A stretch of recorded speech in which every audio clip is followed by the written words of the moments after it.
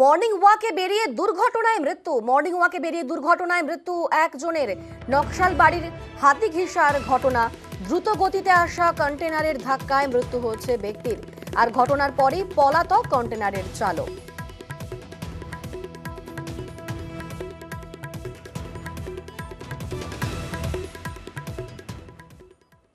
বিজয়নগর মোড়ে একটা লোক ওয়াক করতেছে, মর্নিং ওয়াক। এই গাড়িটা কি করছে, একবারে মানে ওই লোকটাকে মানে এইভাবে মারছে না, বাঁদিকে ব্যান্ড হয়ে গেছে আর ওর ওয়ার্ল্ডিংটাও খুলে গেছে।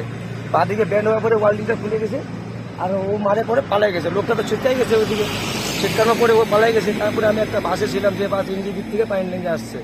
ওই বাসওয়ালাকে বললাম, দাদা ওই গাড়িটাকে। লোকটা কিরকম অবস্থা? লোকটা তো এখনো ডেড বডি পড়ে আছে। ওই যে ফোনের মধ্যে শুনলামই স্পট ডেড হয়ে গেছে, ডেড বডি পড়ে আছে ওখানে। অপরদিকে বজবজের এফসিআইতে ট্রেন ও লরির সংঘর্ষ। ট্রেনে উঠে কয়লা চুরির সময় লরির ধাক্কা, ট্রেনের ওপর থেকে নিচে পড়ে মৃত্যু। ট্রেন ও লরির সংঘর্ষে মৃত্যু হলো একজনের।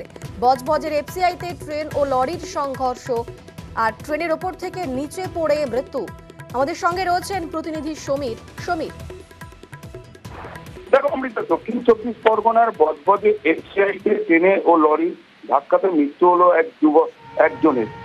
স্থানীয় সূত্রে খবর, বজবজে তাপবিদ্যুৎ কেন্দ্রের কয়লার খালি ট্রেন বেরোচ্ছিল। ট্রেনটি এফসিআই এর ভেতর দিয়ে পাস করার সময় এফসিআই একটি লরি সাথে সংঘর্ষ হয়। ট্রেনের ট্রেনে ওপরে থাকা এক ব্যক্তি সংঘর্ষের পরে নিচে পড়ে গিয়ে মৃত্যু হয়।